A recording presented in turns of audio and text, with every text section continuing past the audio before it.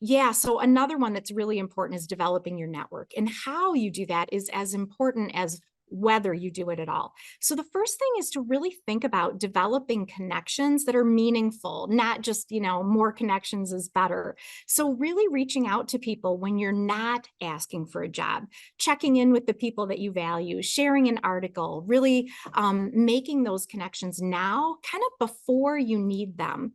And then also making new connections, looking for people within the organization and outside the organization, being intentional about the time that you spend. You ask somebody to virtual coffee or face-to-face coffee. That development of meaningful relationships is what will help you. And this is really interesting. There's some research from MIT. There's research from lots of organizations, but MIT most recently that suggests that your best opportunities come from your secondary or your tertiary networks. In other words, the people that are a little farther away from you in the network, because your primary network are people who may have access to the same information that you have. So when you reach out more broadly, that actually is very proactive. So you can consider what those new career opportunities might be that might not be on your radar screen today, and that might not be on your radar screen without that further sense of network.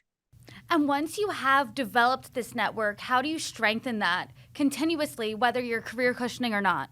Yeah, I think a really big thing is to add value to your network, right? Like reach out to people and share information, reach out to people and share new ideas, really be intentional about spending time with people that you value.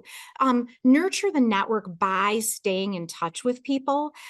That's a really big part of it. And I think a lot of times people think of their network as something they're going to take from. I'm going to get as much as I can from the people around me. And a better way to think about it that is actually more impactful is to think about how you can add value to that network in a really meaningful and substantive way. One of the most interesting things I thought in your piece, you wrote, quote, those who volunteer in their communities have higher salaries and benefit from more job growth over time. Can you explain that?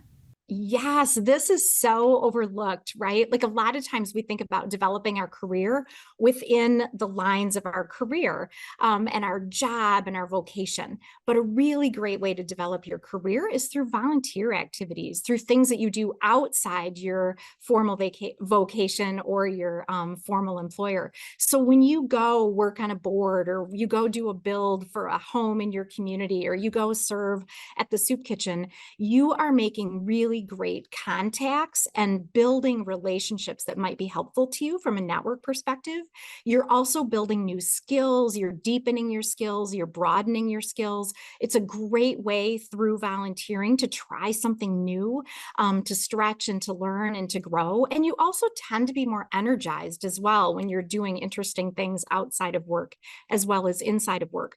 That's why volunteering is so correlated with higher salaries, more likely to have a job and a great job because of the networking effect, because of the skills development effect, and because of the energy effect.